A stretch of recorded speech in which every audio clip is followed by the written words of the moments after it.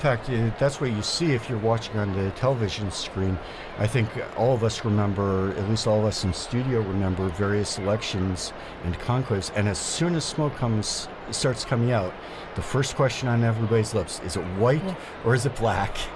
Happily, this time the black smoke has been very clear and is now as well. And when there is that moment, the crowd just goes silent as everybody's looking up and determining for certain what color is the smoke. And on the modern means of communication yesterday in the square in the evening, whenever the smoke came out, it was dark. The sun had already gone down, and you could see the screens, and you can see on the square that it's a close up there.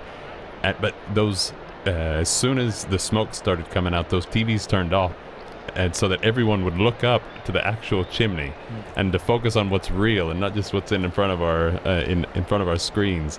And then it came back on, and you could see that the smoke was black. And now we're going to go live to Kelsey, who's in the square. Kelsey, what are you getting the sense of? Wow, it's actually pretty exciting right now because you can hear the surprise from people. I know a lot of people are thinking, well, it hasn't come out yet, there's been no smoke, we're not going to see anything for now. And all around you can hear cheers, but also gasps, and a couple of people saying, oh my gosh, this is so exciting, it's the first time I've ever seen this. And so yeah, there's a lot of people that are actually exiting the square now, probably going to get some lunch to get prepared for the next smoke watch. So we'll just have to wait and see. Yeah, I think the first question, as Chris said, is it black or white? And the second question is, what am I having for lunch? Are my dinner reservations still valid? Can I get into the restaurant with 20,000 people trying to get their pizzas and their pastas? Exactly. Yeah. And it's interesting, you can see on the screen now that we've got the images, the square is not extremely full. There's heavy security to get in. You got to go through metal detectors. But the first part of the Via della Conciliazione is very full. That's a very packed area. And you can see people moving off, right, Kelsey? Yeah, actually, you're right that in front of the Piazza, Via Conciliazione, is packed with a lot of people, a lot of reporters, but a lot of people. And actually in the square, right in front of the steps leading up to the Basilica, that's pretty full, but around the obelisk, it's pretty empty. And of course, like you mentioned, Devin, a lot of people are exiting now, gonna get some water and food and recharge. Yeah, because we're gonna be back again this afternoon. That means the next possible smoke would be around 5:30. This is just a guess, more or less, of the indications that we've received.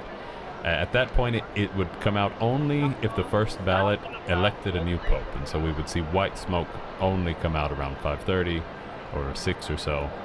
Later this evening, for sure there will be a black or a white smoke at around between 7:30.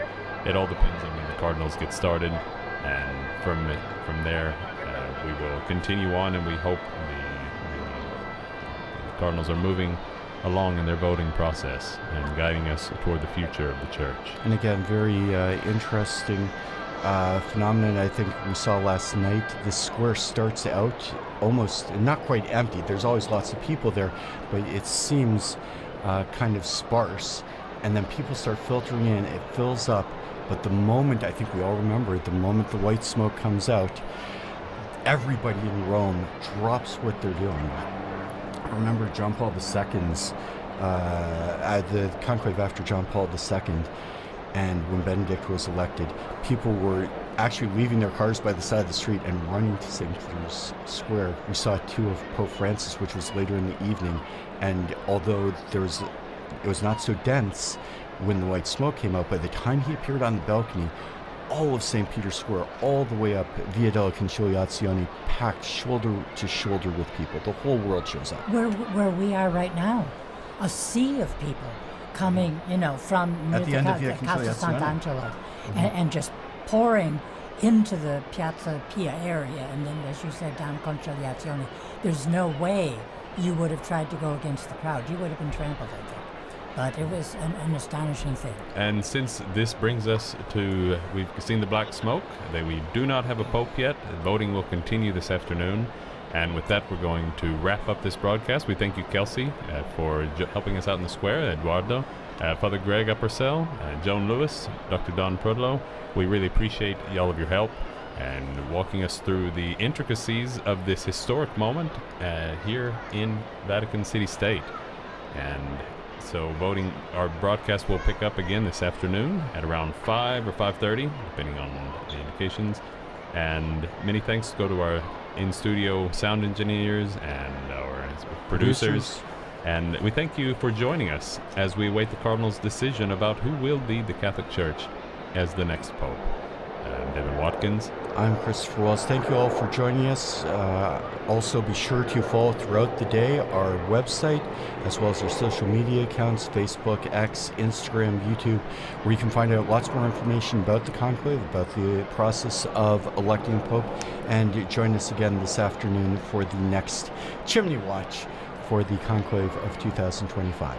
Laudetur Jesus Christus, praised be Jesus Christ.